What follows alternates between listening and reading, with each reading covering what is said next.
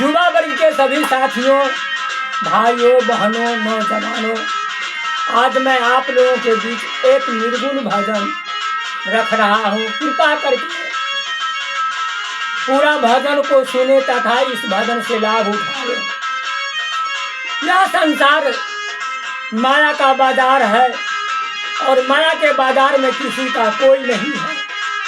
सज्जनों, इस भजन में चिताते हुए कहता है, जिसके लिए आप रो रहे हैं वह आपका नहीं है।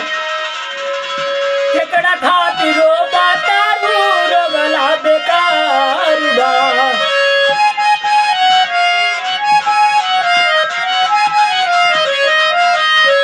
अरे केकड़ा खातिर रो बतारू रोगला बेकार बा।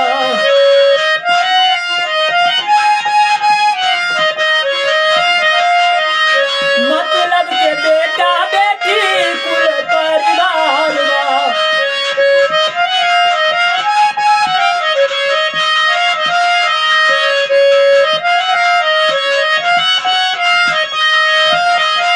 केकड़ा खातिर रो बतारू रोला बेकार बा। माया के बाजार हो।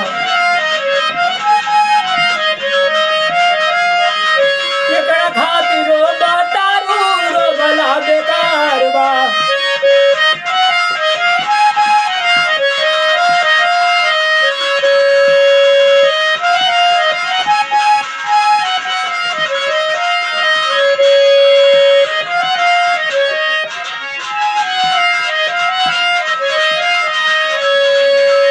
केकड़ा खातिर रो बतारू रोला बेकार बा। अरे मतलब के बेटा बेटी कुल परिवार बा।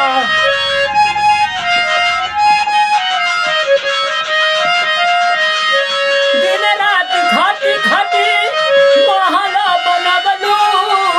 दिन रात खाटी खाटी महल बनबलू। माया के बाजार में हो, माया के बाजार में भूल गईलू।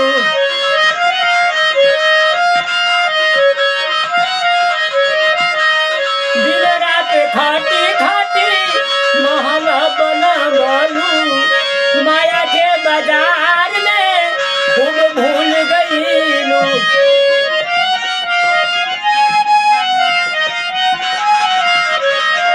केकड़ा खातिर रो बतारू रोगला बेकार बा। मतलब के बेटा बेटी सब परिवार बा।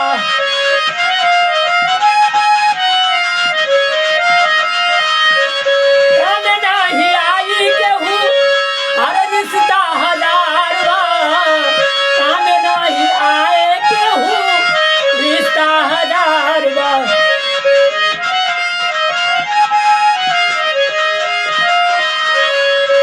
काम नहीं आए केहू, रिश्ता हजार बा। जेकरा के अपना मामला मतलब के यार बा।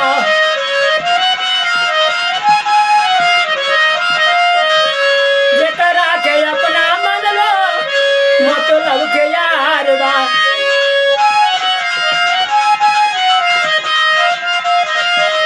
केकड़ा खातिर रो बतारू रोगला बेकार बा।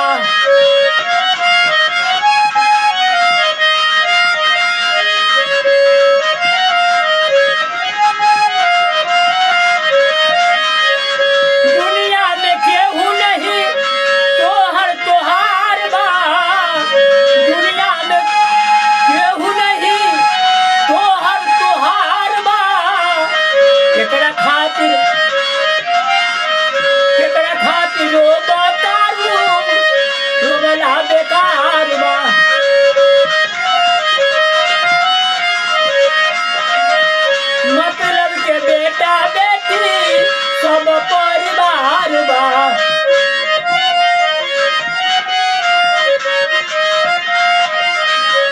सतगुरु के शरण में आजा, सबके होली तेरा पार बा। सतगुरु के शरण में आजा, सबके होली तेरा पार बा।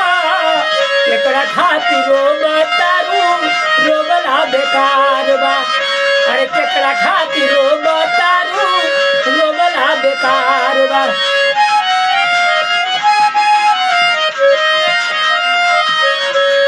मतलब के बेटा बेटी कुल परिवार बा।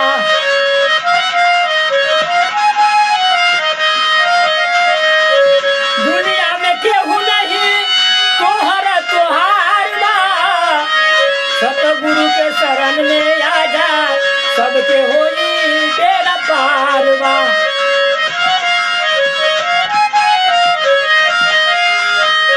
सतगुरु के शरण में आजा, सबके होली तेरा पार बा। केकरा खातिर रोबतारू, रोबला बेकार बा।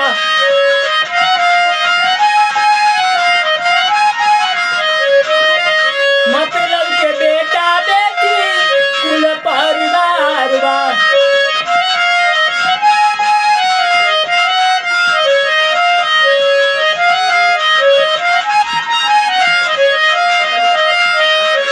कुल परिवार बा।